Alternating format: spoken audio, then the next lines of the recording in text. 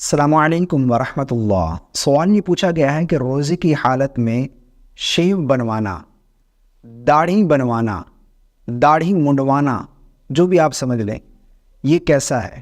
اس سے روزہ فاسد ہوگا یا نہیں؟ اس سے روزہ ٹوٹے گا یا نہیں ٹوٹے گا؟ کیا حکم ہے؟ بہت ہی اہم مسئلہ ہے۔ اور اسی کے ساتھ ساتھ روزے کی حالت میں کٹنگ کروانا، زیر ناف بالوں کی صفائی کرنا، ناخن کاٹنا، یہ کیسا ہے؟ ان کے بارے میں کیا حکم ہے؟ سب سے پہلی یہ تین چیزیں یہ تو الگ ہیں۔ داڑھی کا الگ حکم ہے، وہ آگے چل کر میں آپ لوگوں کو عرض کرتا ہوں۔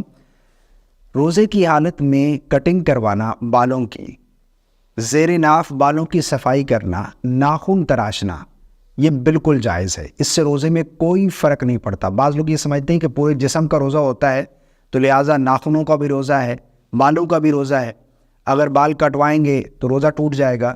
تو یہ پتہ نہیں کہاں سے باتیں لے کر آتے ہیں، ایسا بالکل نہیں ہے۔ روزے کی حالت میں کٹنگ کروانا، زیر ناف بالوں کی صفائی کرنا اور ناخن تراشنا شرعاً بالکل جائز ہے۔ اس سے روزے میں کوئی فرق نہیں پڑے گا، روزہ آپ کا باقی ہے۔ البتہ روزے کی حالت میں شیو کرنا، داڑھی منڈوانا، داڑھی چھیلنا، یہ عام دنوں میں جس طرح ناجائز اور حرام ہے، یہ روزے کی حالت میں بھی ناجائز اور حرام ہے۔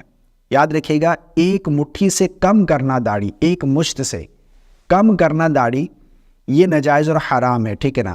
ہاں، یہ ہے کہ بڑھ نہیں رہی، یہ ایک الگ بات ہے، لیکن بڑھ رہی ہے، اس کو کاٹ رہے ہیں یا پھر اس کو شیو کر رہے ہیں، یہ شرعاً ناجائز اور حرام ہے، ٹھیک ہے نا؟ یہ حرام کام ہے۔